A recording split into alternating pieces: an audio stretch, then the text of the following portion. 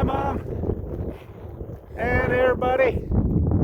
I am at Fort Bowie National Historic Site. And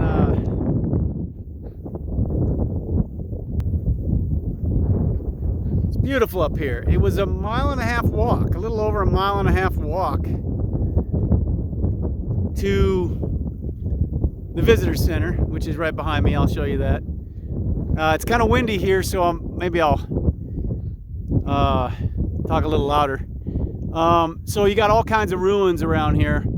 Fort Bowie was built in the mid to late 1800s, and it's about an hour and a half to 2 hours east of Tucson. And I'll give you a 360 here while I'm boy, it's getting more and more windy here. So there's the visitor center where I got my stamp, my cancellation stamp. And it's one of only 10 national parks, national monuments and such that you have to walk in the lower 48, that you have to walk in order to get to the visitor center and to the meat of the park. That is a howitzer, and that was a cannon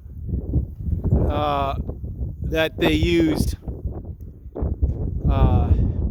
back in the mid to late 1800s. And of course, Fort Bowie, the main existence of Fort Bowie was because of the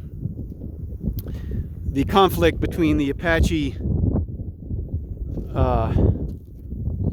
Native Americans and the U.S. Army, and that lasted for about 30 years. And this was the main area where that conflict occurred. And so the reason, the main and probably only reason why this fort exists and why the Apaches were here was because of a spring out in the desert here. This is also part of the Sonoran Desert. And there's a spring about a 1/2 mile up the walk that just comes out of the side of the hill. And so, of course, as you can imagine, water was just critical for the mail getting Pony Express doing their thing, and the mail and all the miners coming west to San Francisco. So this was the main route coming from St. Louis to San Francisco. And I've got a couple other notes to make. Cheat sheet. Yeah, God, what would I do without cheat sheets? And so I'm sure you'll recognize the name Cochise, the chief of the Apaches, Cochise, as well as Geronimo. They were very instrumental in this battle. Cochise was the earlier part of, he was an earlier chief that the U.S. Army had to deal with, and then Geronimo was after that. And Geronimo, by far, was, if not the most adversarial Apache of all of them in history. And as everyone probably knows, the Apaches were, of all the Native Americans, they were the most adversarial, just because they were,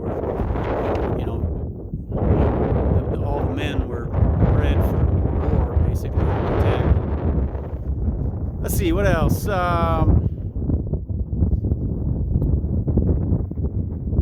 Heck, I think that was it.